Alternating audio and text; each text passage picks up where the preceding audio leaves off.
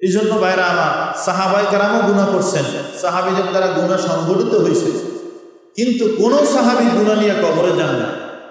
সব সাহাবীরা গুনাহ করছে, গুনাহ যারা করেছেন সমস্ত সাহাবায়ে কেরাম তারা তাদের গুনাহকে মাফ করাইয়া এরপরে কবরে গেছে। আল্লাহ তাআলা 30 নম্বর পারা সূরা বাইয়িনার মধ্যে আল্লাহ তাআলা বলেছেন, রাদিয়াল্লাহু আনহুম ওয়া রাদু আন, রাদিয়াল্লাহু আনহুম ওয়া রাদু আন। সাহাবায়ে কেরাম তারা যেমন আল্লাহ পাক রব্বুল আলামিনের বিধান পাইয়া খুশি, আল্লাহ পাক রব্বুল আলামিনের বিধান সাহাবায়ে কেরাম পালন করেছেন, তাদের এই ইবাদত বندگির প্রতিও আমার আল্লাহ খুশি।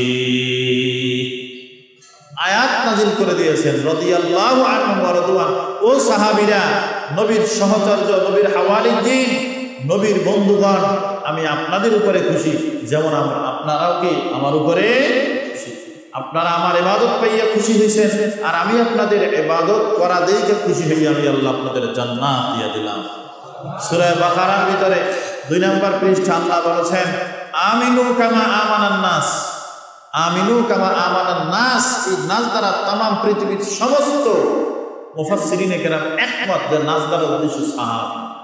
আল্লাহ তাআলা আয়াতের মধ্যে সাহাবায়ে কেরামদেরকে বললেন যে সাহাবীরা যেমন ঈমান আনছে তোমরাও তেমন ঈমান আনয়ন করো। তার মানে আল্লাহ সুবহানাহু ওয়া তাআলা সাহাবীদের ঈমান দেখে খুশি হয়েছেন। আমরাও যদি এমন উভয় জগতে সফলতা অর্জন করতে চাই, সাহাবায়ে কেরামের মতো ঈমান আনয়ন করা এবং তাদের মতো আমল, তাদের মতো সুন্দর চরিত্র গঠন করার কোনো বিকল্প নেই।